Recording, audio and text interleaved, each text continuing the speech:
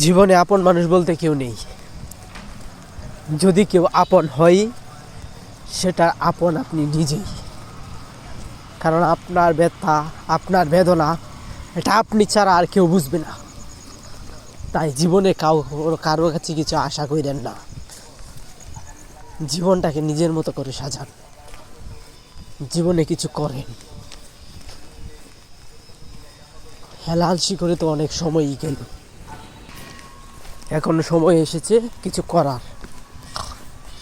খালি শুধু বসে বসে ভাবলেই হবে না, প্রয়োজনীয় পদক্ষেপ নিতে হবে, তাহলেই কিছু সম্ভব।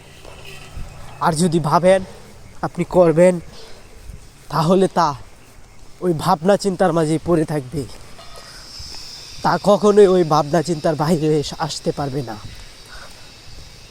আপনি তখনই কিছু করতে পারবেন যখন আপনি ভাবনা চিন্তার বাইরে এসে সঠিক উদ্দীপনা কাজে লাগিয়ে সঠিকভাবে কাজ করবেন।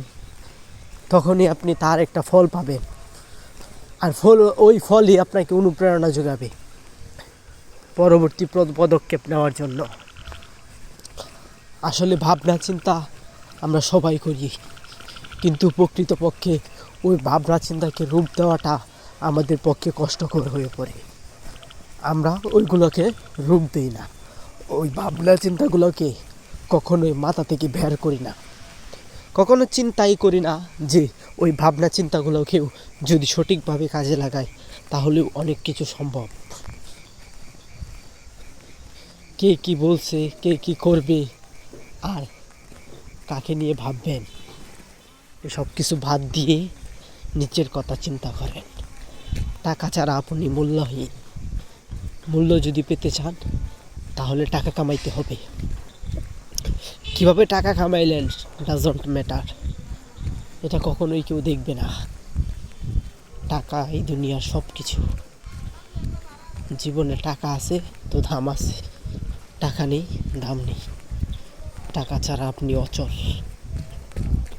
পৃথিবীর যত সুখ শান্তি সব কিছুই টাকা, কিন্তু পক্ষান্তরে যদি আপনি চিন্তা করেন যে আপনি একটা ভালো কাজ করবেন, আপনি ভালো মানুষের উপকার করবেন, হ্যাঁ, সো সেক্ষেত্রে কিন্তু আপনার টাকা লাগবে। টাকা ছাড়া পৃথিবী অচল। টাকাবিহীন তুমি শূন্য, টাকাবিহীন আমরা সবাই শূন্য।